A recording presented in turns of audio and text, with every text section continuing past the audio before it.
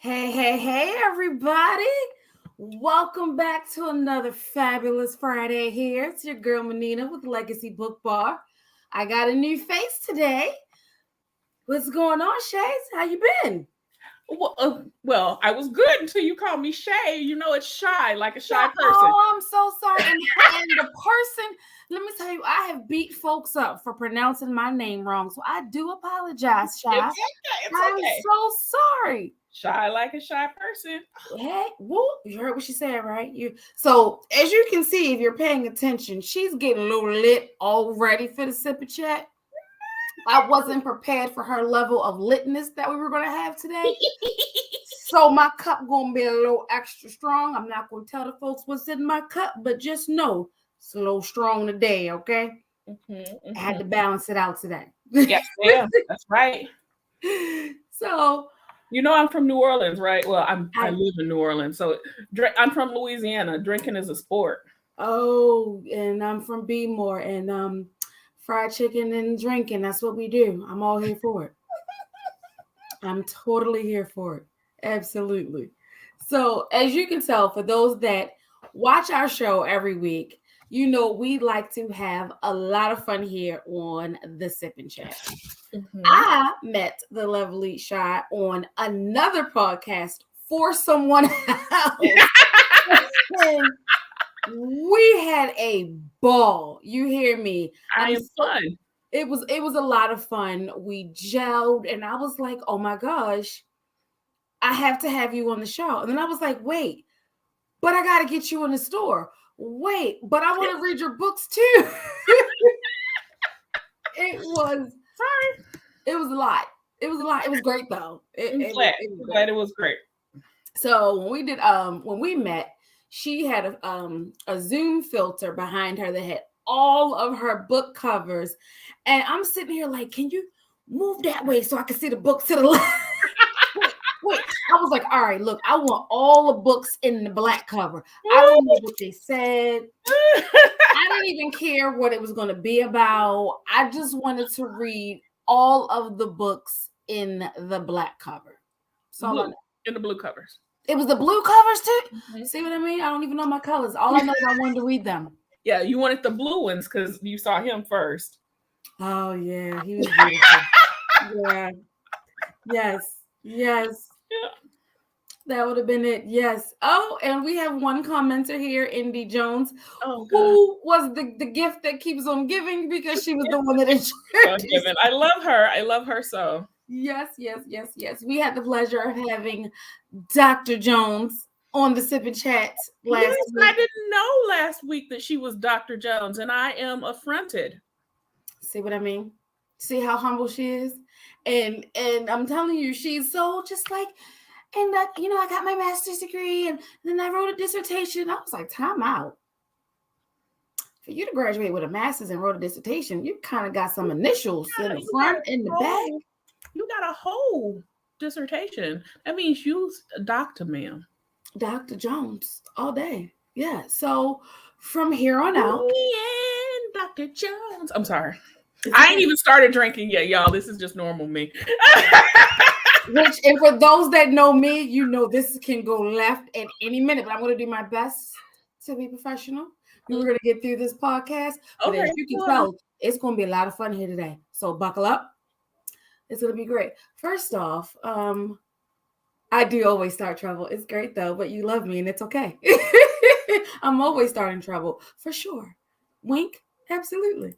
But no, I love you. You know that. And no, I want all of the respect of the title that you have deserved.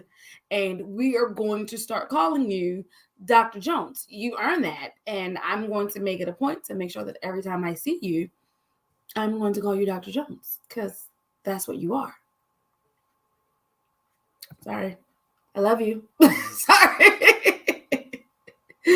So, for those that have watched the Sip and Chat, of course, hopefully you are sharing tonight's broadcast. You're going to comment. As you know, tonight we are always live on Facebook, our Legacy Book Bar Facebook pages, and we are live on YouTube. So tell all your friends and family that they can watch it live now, or of course, they can always watch the re-airing on either of those platforms.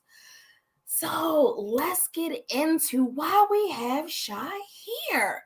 So, Miss Madam, tell us a little bit about yourself. What you want to know? What you want to know? Let's start with the PG version of yourself. What do you do? Where are you? I live in New Orleans. I am an author, publisher, podcaster, general troublemaker. I love it. So what tell us, so what are we writing? What have we written? What we're doing? So I've written around 20 books and novellas. I have a paranormal fantasy world that I've built called The Rare and the Unknown. My main two characters are Ansel. Yeah, baby. Let me tell you, I can't wait for my book. It's at the post office. Let me tell you, I cannot wait for my book, baby. And Ansel is an impandula, and it's a mythical African bird, but in my world, mythical is real. And Imani, she is a war elephant, so she's not just a regular elephant shifter, she's a war elephant shifter. So that means she has some special powers, and you learn about their love story in the first book and the rest of the world in the rest of the books. So we have a commenter that says, wait, go back and hold that book up again. Just hold it there for a second so everyone can. Baby, I'm gonna drop them kids off at my mama's house. I'm just saying. I'm just saying. So this lovely firecracker here, that's my mom. She's here every week. And as soon as I finish reading that book, I'm gonna run that down. Yes.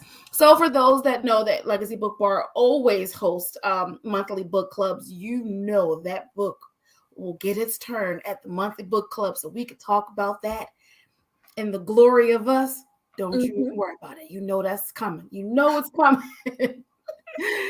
So, Shai, tell us a little bit. Why did you start writing in this particular genre? Excuse me. Well, so I've always been a reader. I tell people that all the time. But I fell into paranormal romance a few years ago, and I love a dominant man who speaks his mind and loves his woman fiercely. But like all the books I were reading had no Black female characters as the main lead. And I couldn't take it. I was like, they would have Black characters. They would, the man would be the alpha, but he'd be the alpha for some not Black person. And if there were Black women, they were ambiguous Black women, or the side character, or, the best friend, but they were never the main character. And I wanted to write books that focused on Black women as the main character in a paranormal world. I love it. Yes. I'm a huge fan of reading, but definitely my go-to genres are, of course, I think it's romance, and then romance can just segue. So paranormal romance or urban romance or contemporary romance. Like I love a good romance story. How you gift it to me, I don't really care as long as I know that it's a good romance story, I love your covers. When we were on our show, our episode taping with Indy Jones, she'll tell you I fell in love with her book covers. Had no idea who she was, had never read her book, had never heard of her. And I was like, well, what is the magic on these covers? What is this? Yeah. And then I read it and I was like, so wait, it's a good story. No, correction. It's a phenomenal story with an amazing cover. How sway? How is this? Where has this been all my life? So I am eagerly anticipating getting to the post office tomorrow morning to get your books. And I sent you the first 3, so sorry.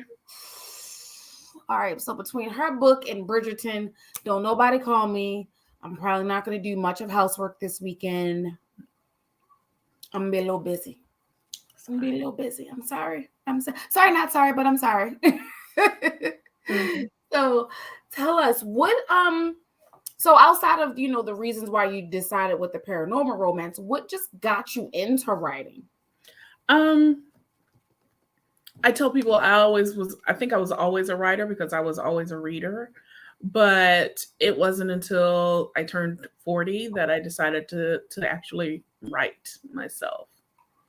Mm-hmm. Okay, we're just gonna go ahead and throw that 40 and then like you're not looking. Well, I'm well over 40 now, so I'm in the slow slide to 50. What are you talking about? What? Are you sick? Let me tell you something. You and Indy Jones are gonna stop with the shocking me of the age brackets because y'all don't look a day over 35. Yeah, and I tell people that, I don't think I look young until I meet someone who's my age and they look old. So like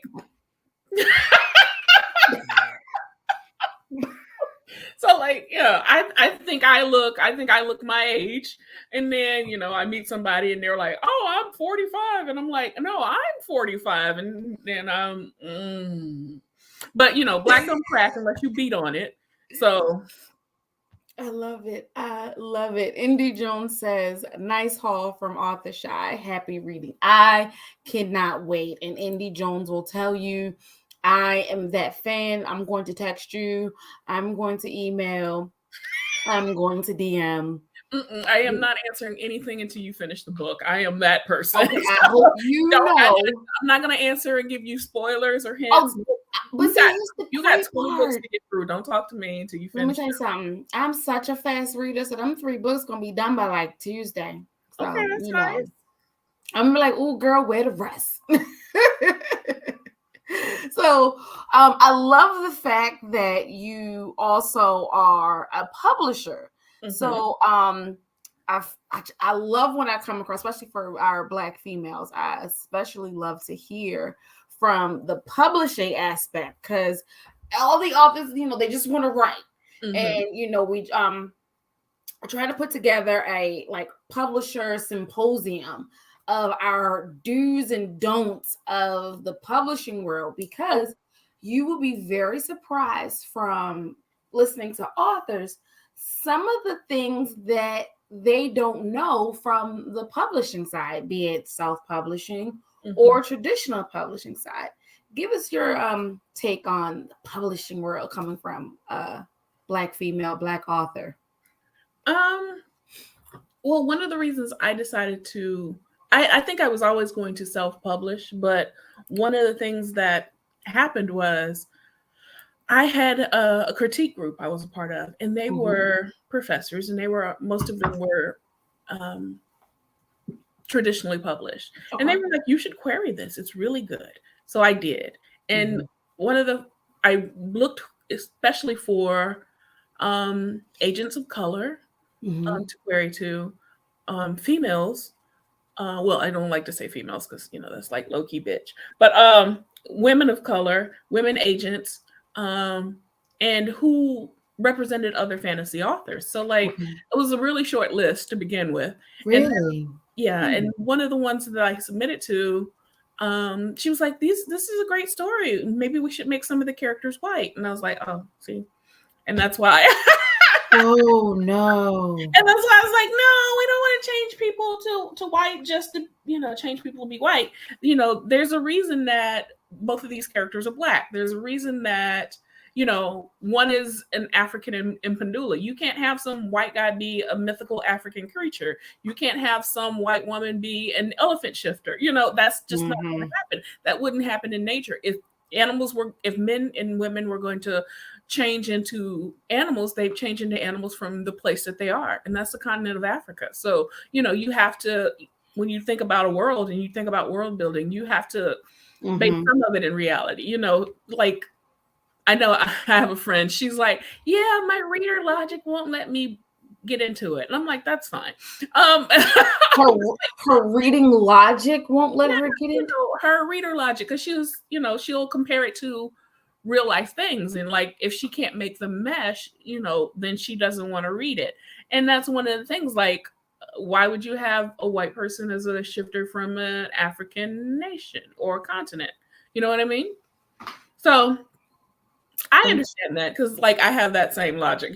I'll be watching Fast and the Furious, and I'll be like, I call BS on that stunt and that stunt. That's against all the laws of physics, So let me tell you, and I'm a huge Fast and Furious fan. I love fast cars. I love muscle cars. I'm a huge NASCAR fan. So anything that's going to top 160 miles per hour, I'm all for. But baby, when they took that car in space, I was like, you know what? You lost me with this one. No, there's no way a Ford is going into space. Why? The one that got me was, I can't remember what movie it was, but it went through one building, across this huge divide, and into another building. And I was like, oh God, was that Fast 7 when they were in Dubai? I think that's the one. Yeah. Oh, matter of fact, yes, because that, I believe Fast 7 was the last movie that Paul Walker was in. Okay. Because the way they ended it, it was. Now, that should have bothered me, but it's like, okay. I still was going to rock with it, right? Because they've been going to roll with it. I got you. But me, I was like, the first 3, my son had to force me to watch, because I didn't want to see them. So, 4, 5, 6, and then I was like, what, Fast and 19 or whatever? Fast 10 is coming out. She said, but you know what, Alex, when you think back, the first one, I want to say I was in like last year or so of high school. Not in high school, 22 years now. So I'm like, we still doing this though? I mean, I'm going to still rock with it, but that car in space did it for me. I said, you know what? This is totally disrespectful to all of the brain cells that I have, that you're going to fly this Ford into space. I said, this is why The Rock didn't want to do y'all movie, because that was dumb. Like, who told you this was a good idea? So the Fast and the Furious, the first original one, came out in 2001. Okay, I was a freshman, sophomore-ish in college. Yeah. I just had my second child, so. See?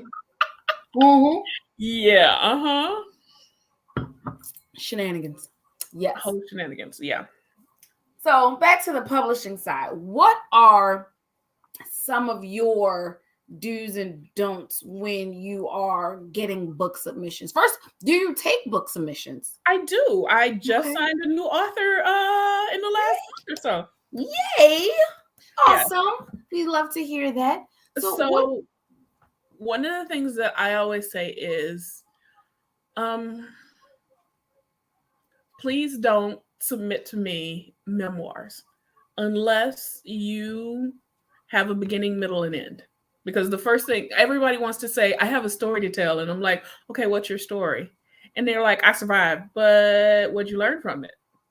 What'd you learn from it? Point. Learn from this, and what can you teach other people about your survival? And if they can't, explain that in a concise and succinct manner, then don't submit a memoir to me. But I do love a romance, so like I will publish almost any romance. So since I'm a Black woman, I normally look for Black women main characters. Interesting. And my don'ts are, I don't like abuse. I mean, there can have been abuse in the past, but like, you're not going to denigrate a Black woman on my page, and so that's not going to happen. Understood. Be prepared to ask questions. Be prepared to work, because I don't want you to think you're just gonna send me like 50 pages and then I'm gonna pay you a buttload of money and you're not gonna do anything in return. Sure. Our purpose over here is to sell books, not to fatten your pockets. If your pockets are getting fatter, then my pockets need to get fatter too. So absolutely.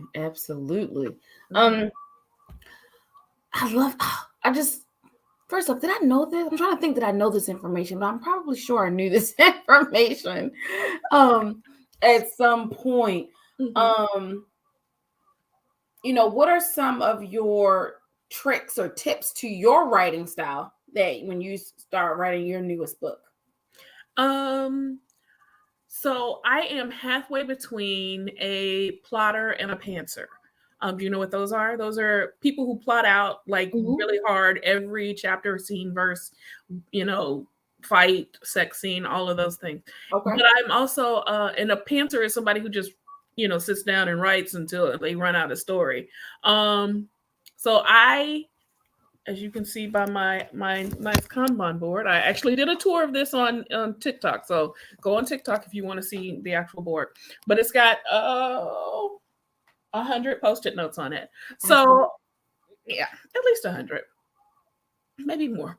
Post-it, I love it. Yeah, and I like to plot out the big picture, what's going to happen. And then I like to leave enough room to discover things in the story about my character. So like, I just made a revelation about one of my characters. They have daddy issues. Mm-hmm. I didn't intend for them to have daddy issues, but they have daddy issues. So one of the things I want to do is explore that more, so I can go back to other scenes and put in, dialogue. I can put in some feelings or emotions, or build up the daddy to be, bigger than they are or smaller than they are. Well, Okay. What are some tips you would give to like the next author coming up? Know what you want to do. So like so many writers are like, I have this idea, but they are not sure of the idea. So you're gonna have to build confidence in your idea.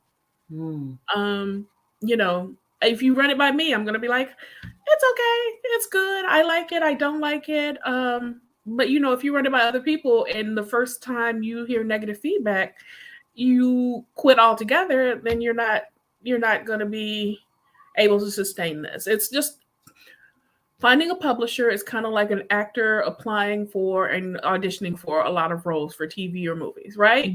So you're going to have to go through a lot of process to try and find someone who's going to believe in you and your story. For sure. How in your journey between, being the author and then being the publisher, what's been some of the roadblocks you've had? It's a steep learning curve. So it's a steep learning curve from, just writing a story, learning to write a novel well. So, and I'm always trying to learn more, but also learning to be a publisher as well. So I'm always learning more. I spend half my time reading craft books on writing and half my time reading business books.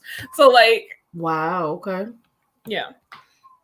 So what came first? You becoming the author and then going into publishing, or I want to publish and then since I'm publishing, I might as well write too? They merged together at the same time. So I think I decided I was going to be a writer and publish my own work. And then I met some people at a writers conference and I was like, maybe I should publish other people as well. And it just gelled from there. Okay. Have you come across any other female publishers outside? Of course, we know Dr. Jones. Of course, we know she has her own publishing company, Kumba Publishing. But whom else have you reached out to or done some work with? Oh, there are so many authors and publishers who are author publishers or published authors that I work with. There's that I've worked with. There's Stella Williams. There's Nikki Clark. There's Phoenix Williams. There's so many who write and publish not just themselves but possibly other people as well. Yeah. So for those that are listening, and you're thinking about, should I, would I, coulda in this writing journey, I hope, as you're watching tonight and you go back, maybe catch Dr. Jones's episode from last week, and review some of the other episodes.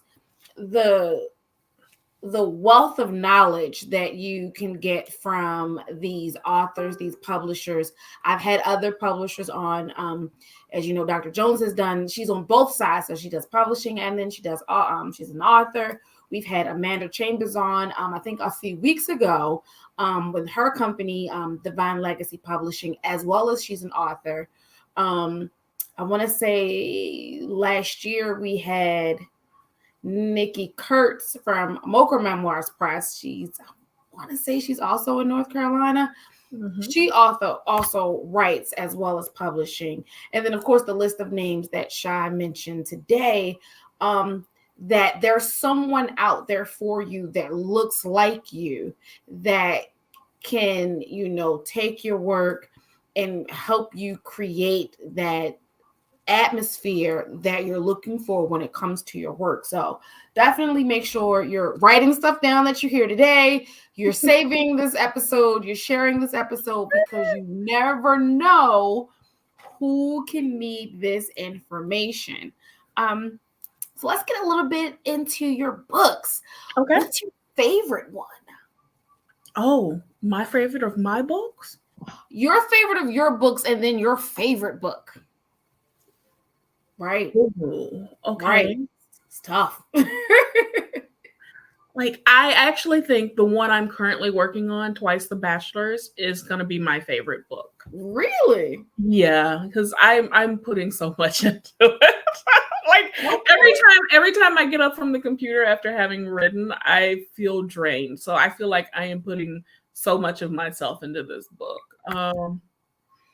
And also The Shifter Bachelorette, which is the second book. Oops, where did I put it? Oh, I dropped it on the floor. I'm sorry.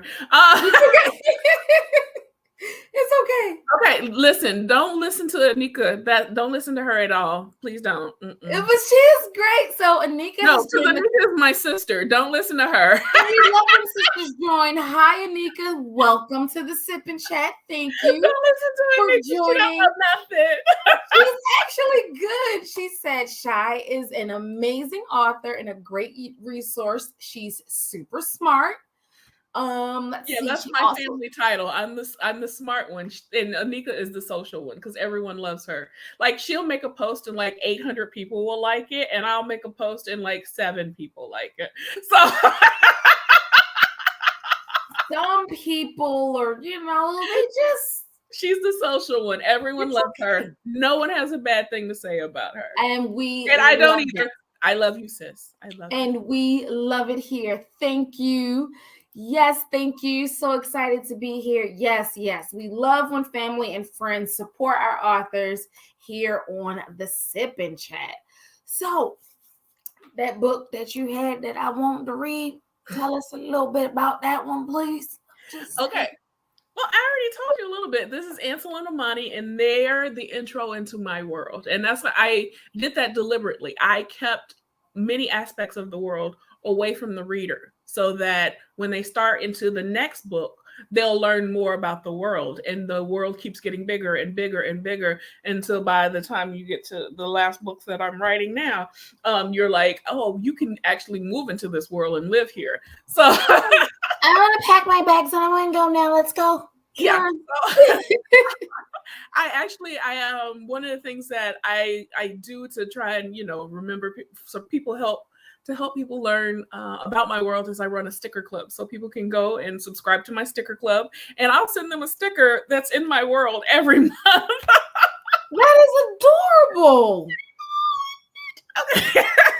Oh, that is adorbs. So again, as authors, I hope you're listening on how cool is that when authors subscribe to your book, they get a sticker, or they get something that enhances. Every month they get a sticker, and it's based on the world. So like, I have mom and pop restaurants. One of the biggest ones is Pop Smokehouse. When you read about it, you'll know. Nice. And people love that restaurant because so much happens to it and the characters who run it. And so the first sticker I made was Pop Smokehouse. And after that, I've made stickers for other places and other people and other organizations. And I send one out every month. And so anyone who can go on my website, shaiaugust.com, in the store by August, and subscribe to Sticker Club. And I will gladly send you a sticker every month. I want a sticker, so I'm gonna have to go on the website and go buy me a sticker because I want stickers every month because I'm a geek and I don't care. I am that girl that wants the sticker, wants the totes, wants the T-shirt. Don't mention totes. Don't mention totes. Oh, it's not in here. It's okay. I run a Patreon in my store by August as well. And those who are at a certain level of membership get a customized tote bag. Ooh, I love it.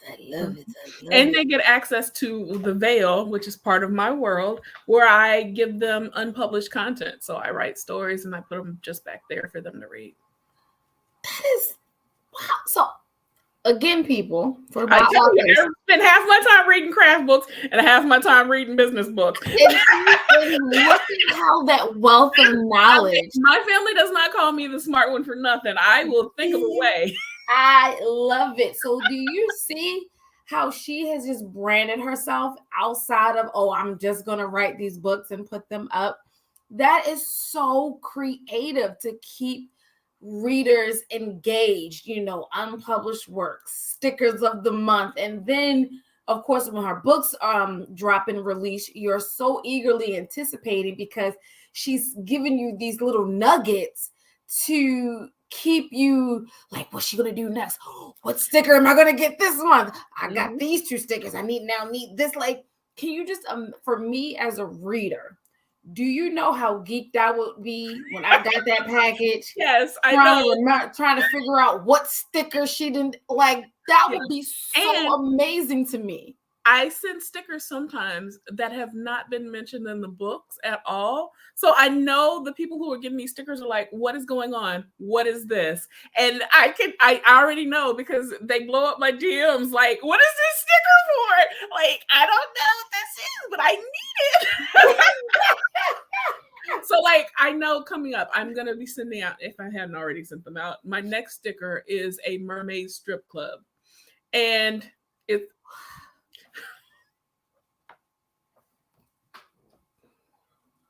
so everyone that is watching today, even myself, did you hear the collective that went around virtually around the room? Mermaid strip club. Actually, it's called Wet Gentleman's Lounge. Okay, I just want to read it and see it. I don't even care. I know that title alone just says it's going to come with a bomb story, and I need to read it. That's all I know. Yeah, I have everything in my world. I have elephant shifters. I have black mermaids. I have Mama Wati as the head of all the black mermaids in Africa. I have witches and Crutchfield's in the McNamara. It's a little between the numbers book. Trouble McNamara is a witch who causes all kind of trouble. So I'm just gonna. The only thing I don't have is vampires. I don't do vampires. Understood, and that's fine. So I was a tad impatient, waiting for my book. Oh. And I already started reading Crutchfield and McNamara on my tablet because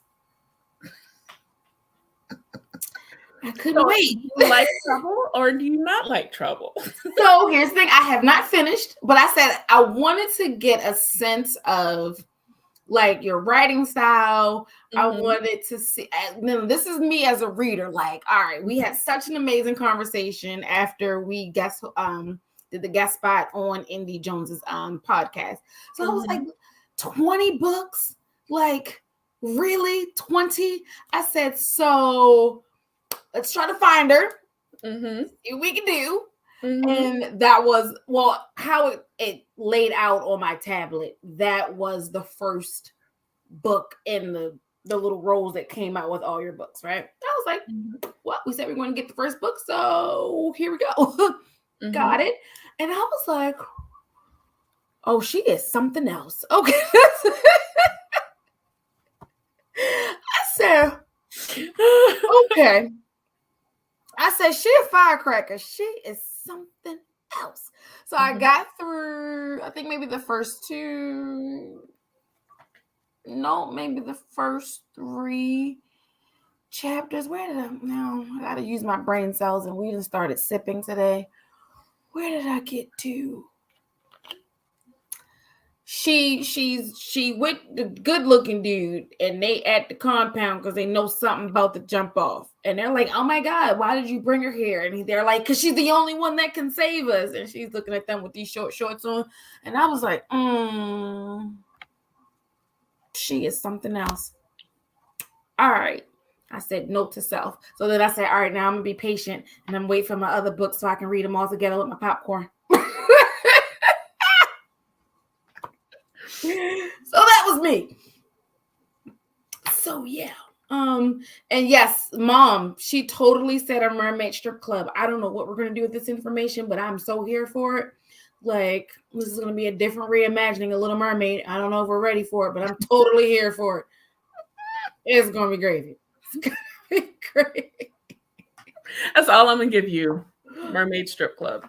So is this book coming out this year? Is this a next year project? Is it already out? I'm not exactly sure.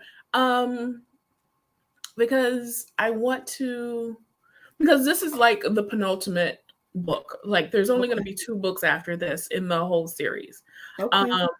For the blue books, and then I'm going to move on to my next series. To the blue books. I love that.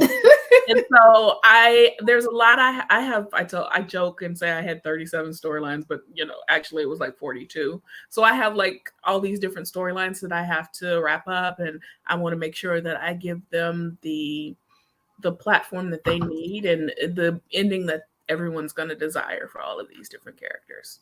Anika, I am here with you. I can't either, but let me tell you something. When that book drop, that's going to be the book we're going to do in a book club, because, man, I'm going to talk about that one for real. Because, baby, they were like, oh, what you reading at work? Oh, this Mermaid Strip Club. They were like, what?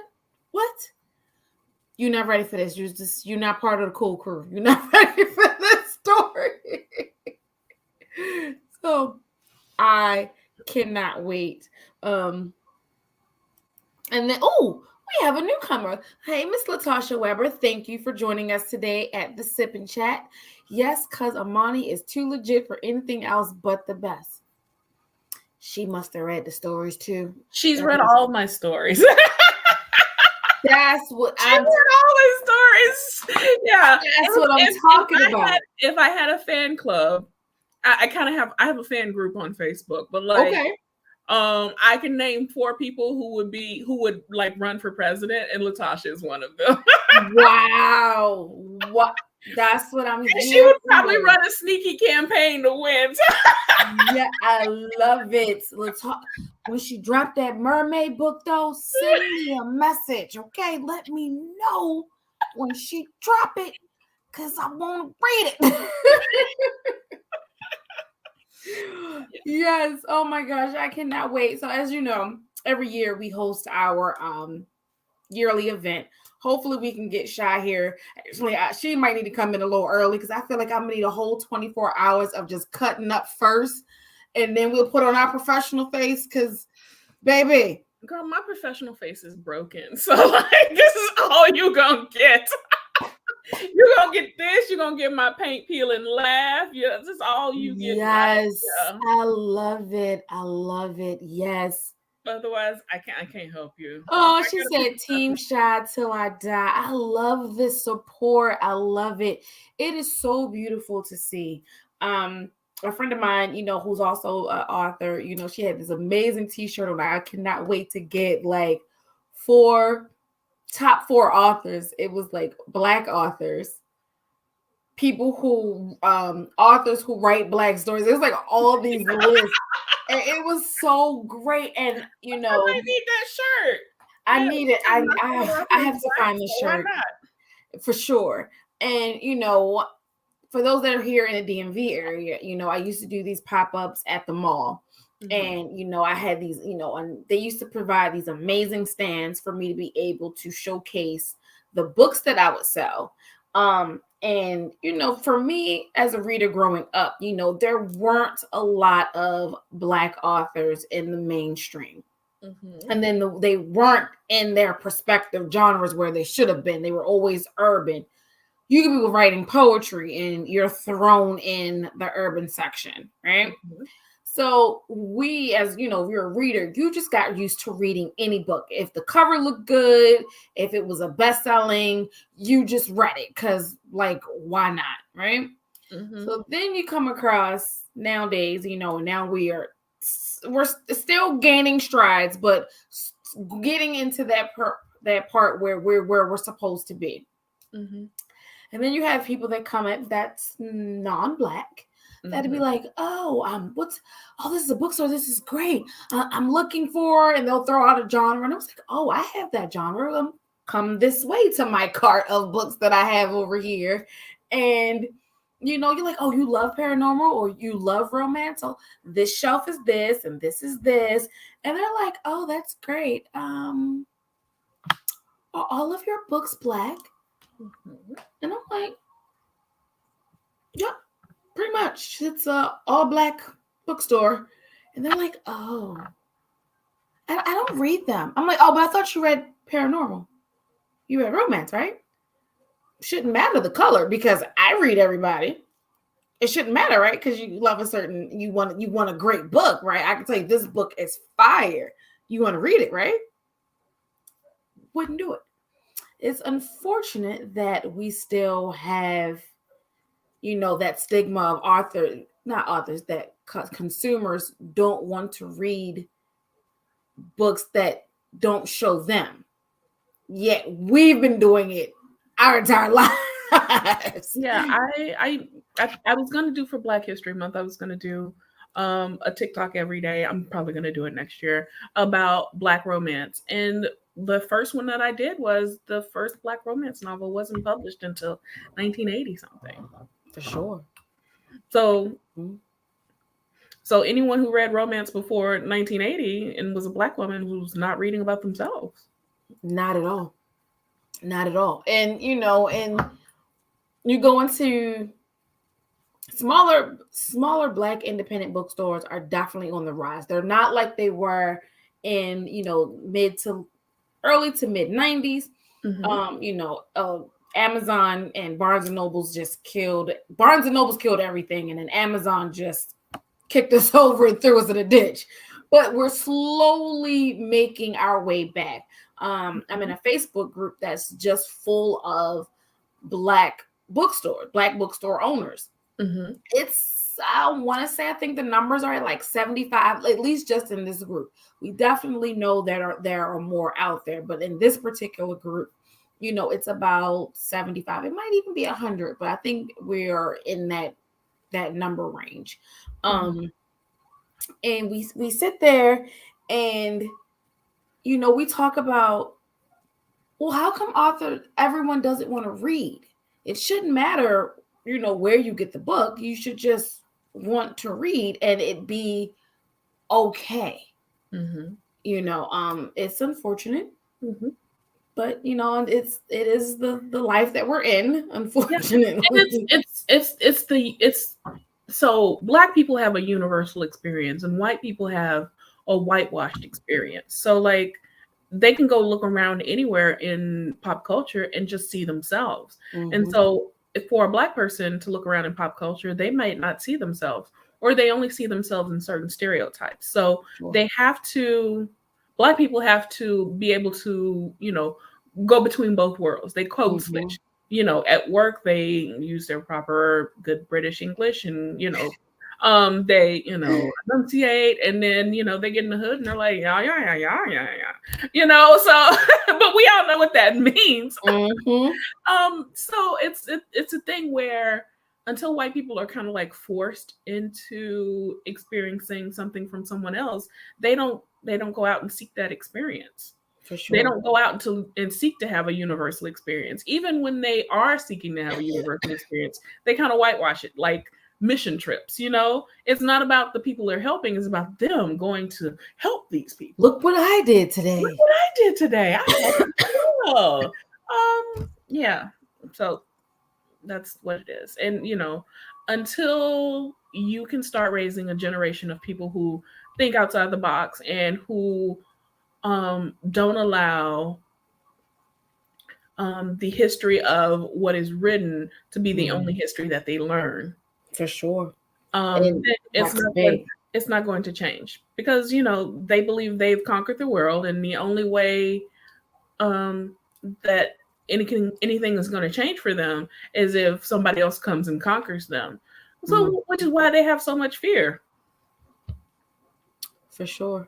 I agree, and we here at Legacy BookBar, we definitely try to promote, Black positivity and, of course, our Black girl magic.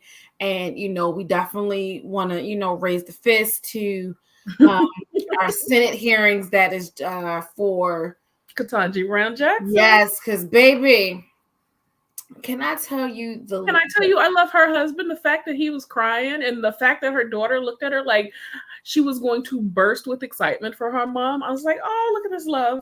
The proudness between them, her parents. Her parents were literally vibrating in their seats. You could tell. You could feel it. I think I have been on. No, even Cory Booker looked like he was just gonna jump out his skin and start doing a hallelujah dance. and can I just tell you, when we all need a champion, and that particular day, I know it probably took everything in her to sit there and probably consider, you know what, I don't even have to be here. Your ass for me.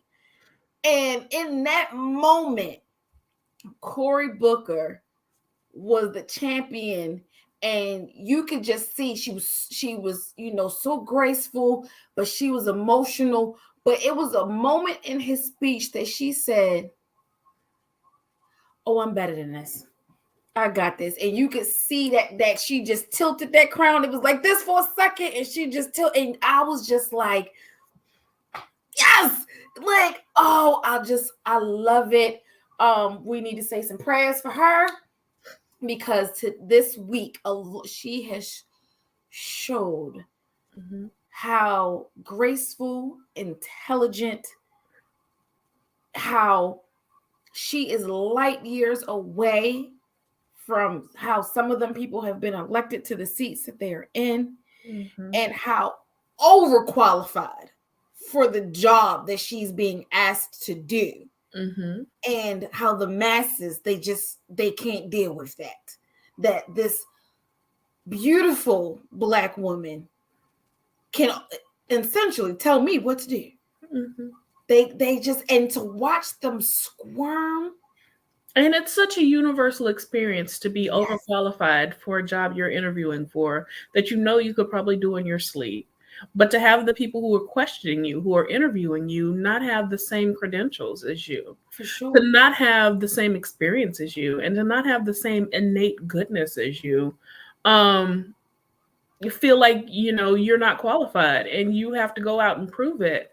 And time again. And I know it has to be doubly hard or triply hard for her, because she has to do it in front of the whole world. Yes. And not come off as that angry Black woman. Or the arrogant Black woman, the one who's too big for her britches Black woman. Yeah, we've all been there. We've all been there, for sure. But I'm so proud that how we're getting there. We're doing more. We're being the doors are opening for us to do more. Like, this is such, like, my daughter's 20. Well, one daughter's 22, my other one's turning 20 this year. And just to see, like, look at this. I wish my grandmother was still here to see the strides that we have made out. Thankfully, she was here to be able to vote for Barack Obama twice. But to see this, like, who knew?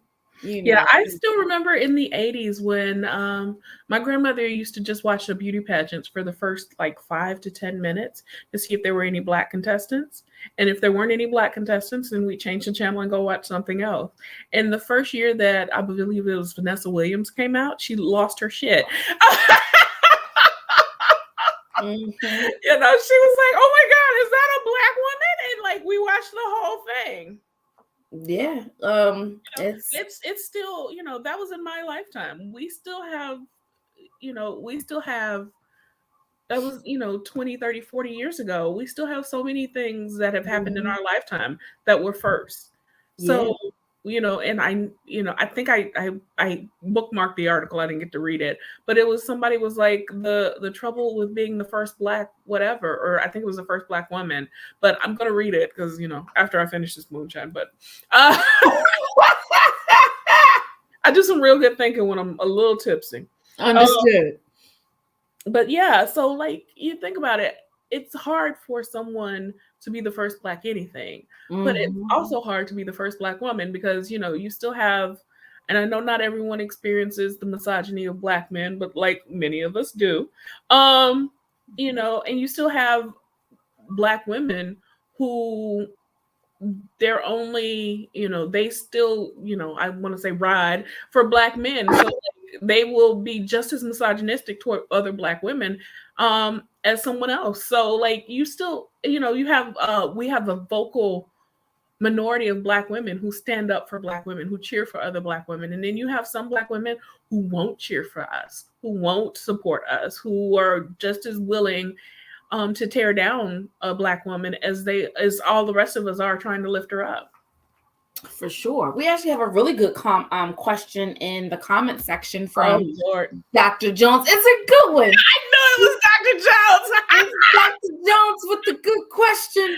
Okay, come through, Dr. Jones. Let's see. She says, when you write doctorate. Yes, she said, when you write Black women characters, are there certain traits or stereotypes you deliberately write or choose to stay away from?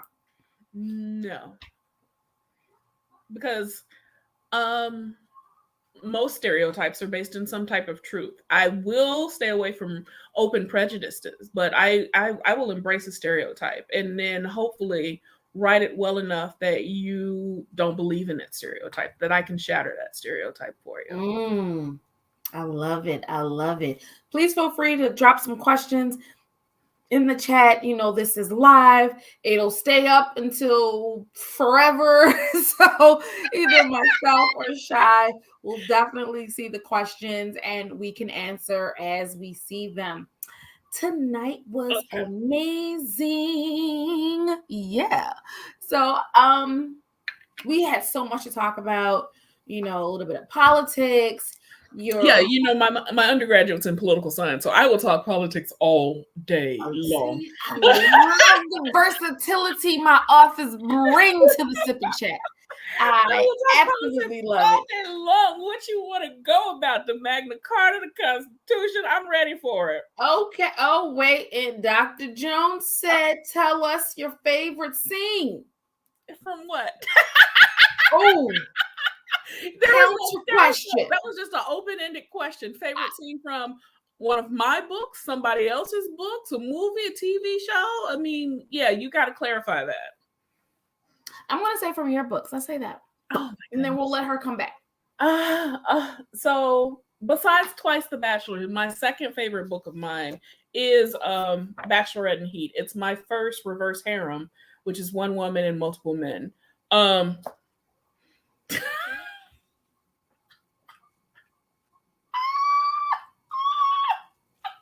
Your whole face just so yeah. So that's my favorite my favorite book currently, and then my next one is going to be the one I'm going to release, Twice the Bachelors. And I'm totally afraid to ask your favorite scene in that book. It's explicit.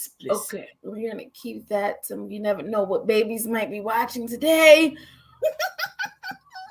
Y'all should not have the babies watching me. That is a disclaimer for the rest of your lives. I don't even know, Mom. One woman, multiple men. Well, in this one it's 3, but I've written up to 5. Yeah, if you read my Camp Pounce, it's 1 woman and 5 men. It's a holiday. It's a holiday book. That makes it better. she gonna throw a dart and then say, but it's a holiday book. Like, that's gonna ease that dagger she just threw. Like, I'm gonna burn your eyebrows off, but it's a holiday book though, so it's gonna be great. It's gonna be great. I'm all ready for it. I'm so excited.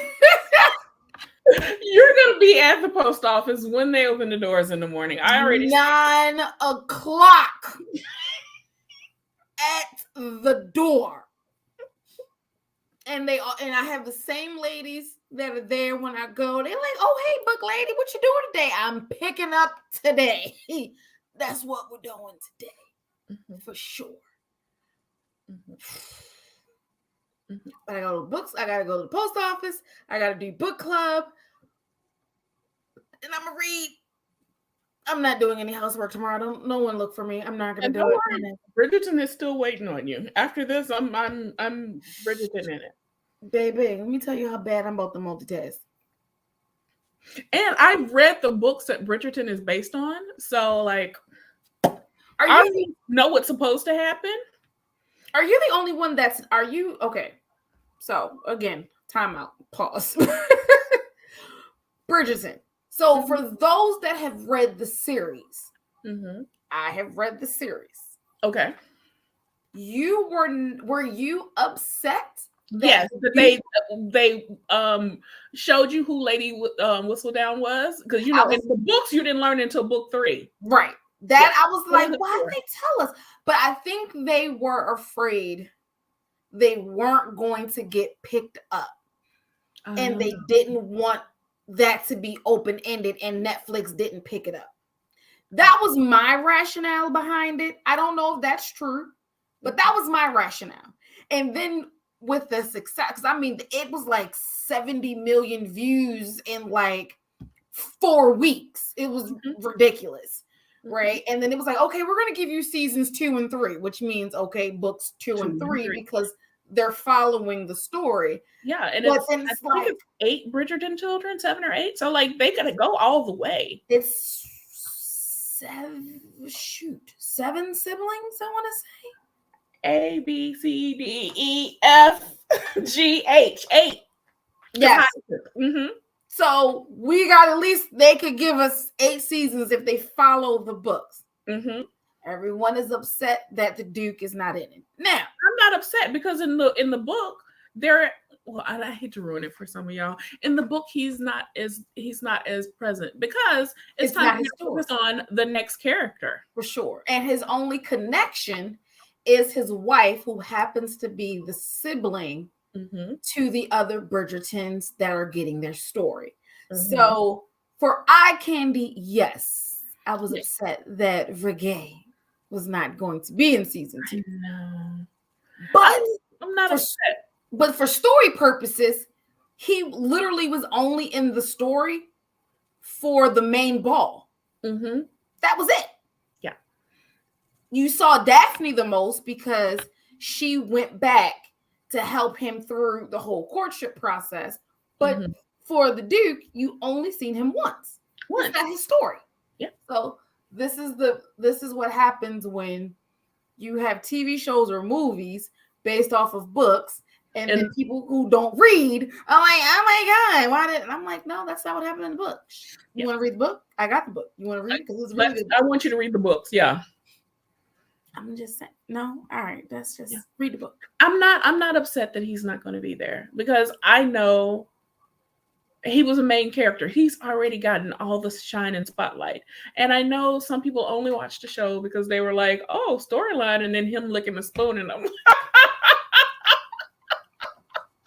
but like, yeah, there are going to be other characters. I mean, you got to let other people shine. It's an ensemble, not a solo production.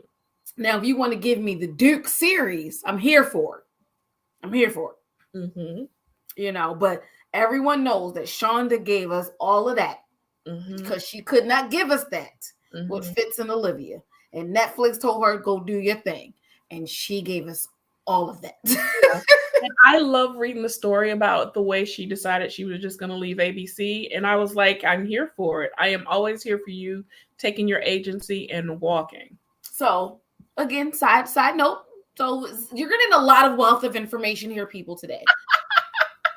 If you are an ABC Shonda Land fan, you know, on Thursdays at one point, she had ABC on lock. It was Shonda Day. It was Shonda Day on Shonda Land. Like, it was a whole theme, right? Started with Grey's Anatomy. Yep. Then I think we had Private Practice. Then Private Practice ended, but we still had Grey's Anatomy.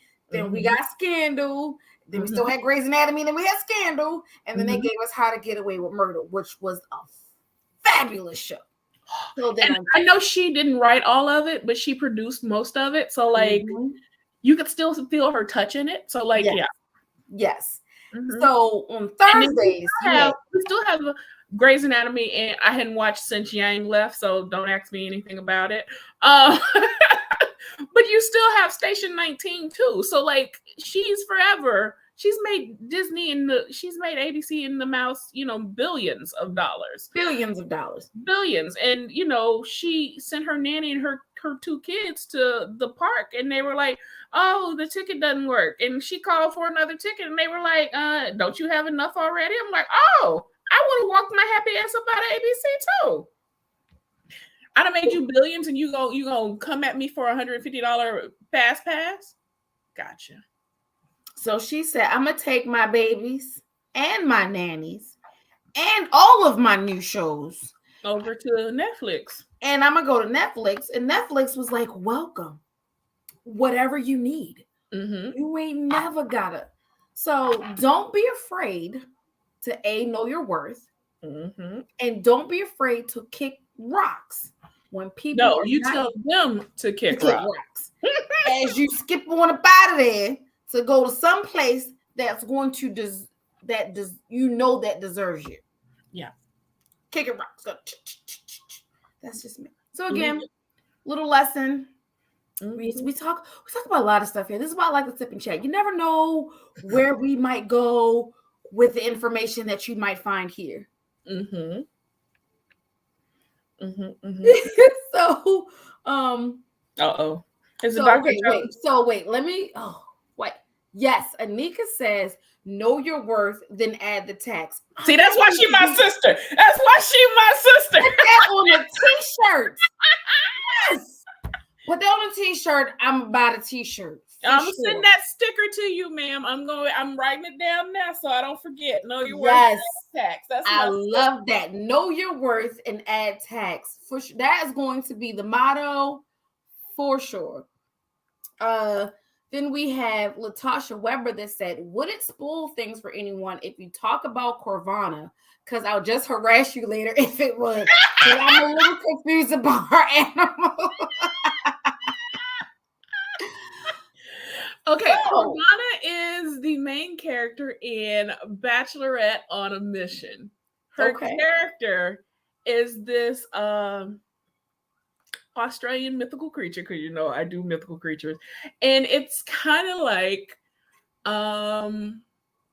it's a amphibious reptile or reptilian amphibious creature, and yeah, it's ugly. I'm not even gonna lie to you. It's an ugly character. Okay, amphibious reptilian something or other. Yeah, so what was the actual question? What's her character? It's this. Okay, hold on. Let me see if I can find it. Hold on, let me pull up my Tiddly Wiki. But yes, I believe the question is, she's a little confused about her animal. Mm-hmm. So yeah, it's good. Baby, when I tell you, you never know what you're gonna get here at the Sip of Chat. We get so much information here. Mm-hmm. We love the questions and the little tidbits because now I'm curious on amphibious. It's a bunyip. BUNYIP. A bunyip. So if you Google bunyip, it'll give you the ugliest thing. Mm-hmm. A bunyip. Mm-hmm. As I look at my phone to Google bunyip, mm-hmm. so I can see what this is. So, who is this? Latasha, I hope you have your phone. But then you might be on your phone listening to this. I'm not really sure. Oh my God, that's what you made your character? Not all shifters are pretty, girl. Not all animals are pretty. But this one's okay. I'm gonna be a thug. I'm gonna still read it though, but oh my. Okay. All right. And Corvana is Aboriginal. So she is also, like a direct descendant of, like, in my world, a direct descendant of one of the first prehistoric creatures. So, yeah. Okay. Now you want to read it, but you're like, she ugly. Mm-hmm. It's okay. Things can be ugly and still be loved too. For sure. Mm-hmm. For sure. But in my head, she looks like Doreen from Wentworth. Do you know Wentworth? Okay, now I have to Google that. Right. Yeah, that's what she said. Her real Latasha, name, she said someone got Sharina Clanton. She looks like Sharina Clanton from Wentworth. That's her. Okay, so now everyone go to your phone and find Doreen from Wentworth, the TV show. Wentworth. If you're not watching Wentworth, we can't be friends. Wentworth is this Australian prison drama that's like a female Oz. If you remember Oz from HBO, yes. It's 1,000 times better than Orange is the New Black, and I loved Orange is the New Black. But like, yeah, you need. Okay, I see Doreen. All the seasons are on Netflix. Go get it. All right, so Bridgerton, go to Wentworth, read some books, order some books, get some authors. Yeah. Cup is runneth over, but we got this, right? We got this, people, right? It's gonna be great. So tonight was amazing. Thank you so much for having me. I'm always here to drink alcohol and talk shit. So. Now you about to be my new BFF, right? Because that's what we do here, right? So you're gonna be part of the new BFF club, but that's what we do here. I am a smart aleck because I know a lot about a little bit or a lot about a lot. So whatever. I love it. So Shai, as we've talked about so much today, and as you just stated, a lot about a little bit or a lot about a lot of stuff. And you have already written, over 20 books. The well is not dry. So we are expecting more and more books to come from your talented fingers and your just imagination that has, 37, 42 plot lines that are storylines that are still waiting to be penned. And, you look at all of that, all of the body of work that you are going to do, and you sit back and you put it on the table and you look at everything that you've done with your life. I want you to answer for me. What do you want your legacy to be? Oh.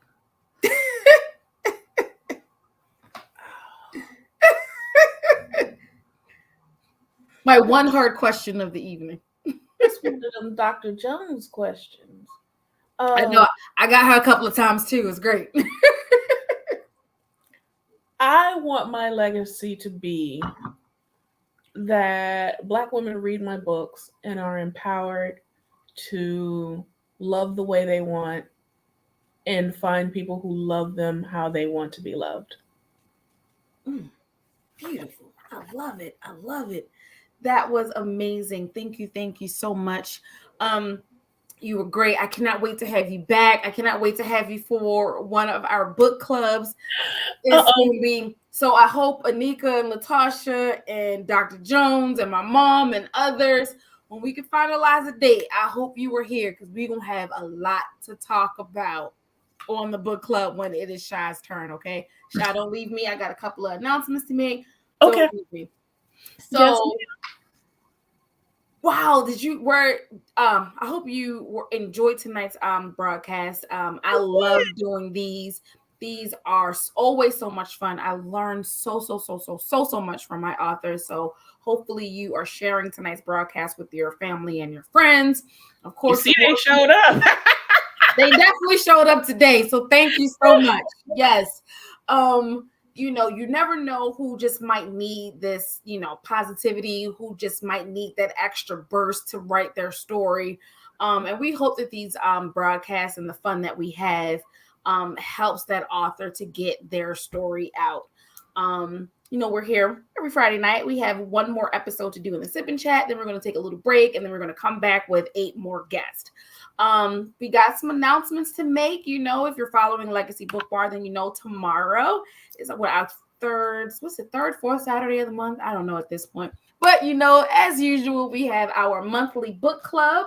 So tomorrow we have Renee Cherie with Conniption Fit. She will be joining us on our monthly book club. So one good thing about our good book clubs is we have so much fun.